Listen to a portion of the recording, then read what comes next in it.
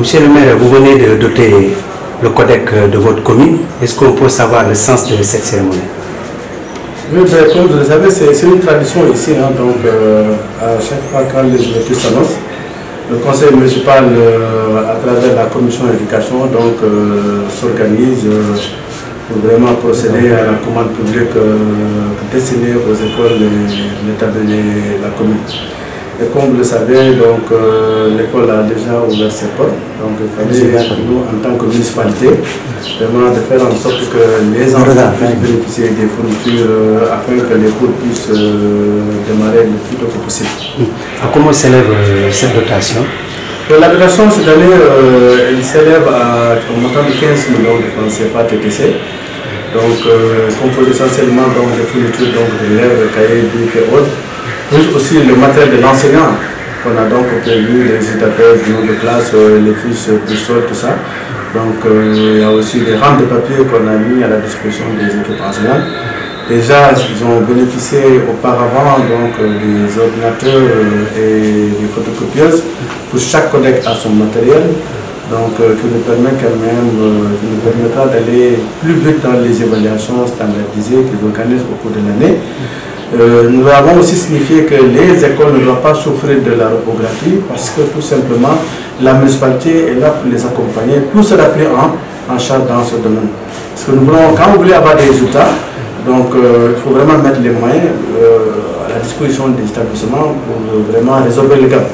Votre engagement par rapport aux doléances posées, c'est ça? Oui, vous savez, en fait, je ne dis même pas que ce n'est pas des doléances parce que j'ai toujours dit aux responsables des collègues de nous faire parvenir les besoins, que ce soit en début d'année, en pleine année scolaire ou en fin d'année. Parce que c'est une question de planification. Donc, ce n'est pas au maire de planifier, c'est aux enseignants, aux chefs d'établissement de se réunir, de planifier, et ils savent combien utiliser en termes de rames de papier, ils savent combien le matériel dont ils ont besoin, essentiel de nous remonter ces données pour nous permettre vraiment de procéder à des engagements. Monsieur le maire, votre commune compte combien d'élèves au total, et notamment combien d'écoles également? Oui, actuellement nous sommes à 30 écoles élémentaires et en même temps aussi nous avons plus de 6000 élèves au niveau de l'élémentaire et plus de 1188 élèves au niveau des CTP, les classes tout petits, et les classes communautaires, nous sommes à plus de 150 et quelques élèves. Donc la demande est extrêmement forte, les moyens sont faibles, mais nous avons un plus grand nombre d'élèves au niveau de la région. C'est pourquoi nous avons conscience qu'il fallait donc miser pour le sac de l'élève. C'est une année électorale, comme le disent certains enseignants dans la salle. En tant que maire, quel appel lancez-vous à l'endroit de la communauté éducative?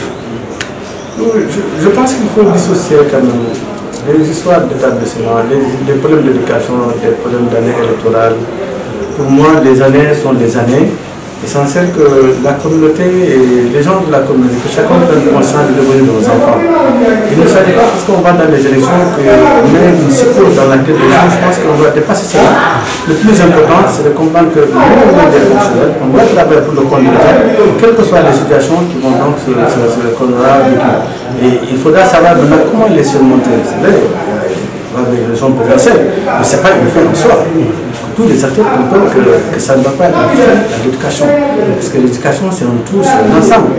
Et vous avez tantôt même cité la célèbre phrase de Philippe Bélier, que lorsqu'il n'y a pas une bonne organisation pédagogique, sociale au niveau de l'école, qui est une entreprise, il y aura toujours des échecs. Et je pense qu'à des niveaux de responsabilité, il est quand même important que les gens prennent cela en compte. Mais pour l'essentiel, notons encore, on va noter que l'école restera toujours l'école.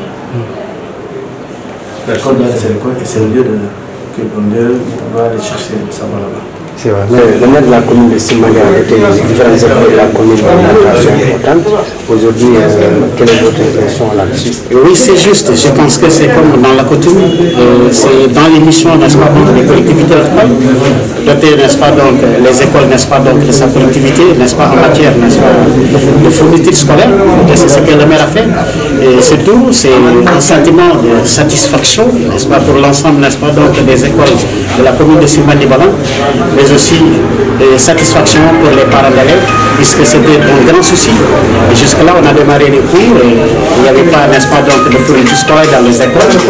Heureusement, au moment opportun, n'est-ce pas, donc le maire a eu, n'est-ce pas, donc l'initiative de délitrager la question, n'est-ce pas, des fournitures scolaires pour le directeur d'école. Alors donc c'est ce qui fait qu'aujourd'hui c'est une satisfaction totale pour l'ensemble, n'est-ce pas, de la commune de Simoni-Malan pour recevoir, n'est-ce pas, et ces fournitures scolaires que nous allons remettre, n'est-ce pas, donc à nos enfants et demain, n'est-ce pas, donc à partir de 2008. Vous avez évoqué un certain nombre de doléances, que vous là-dessus?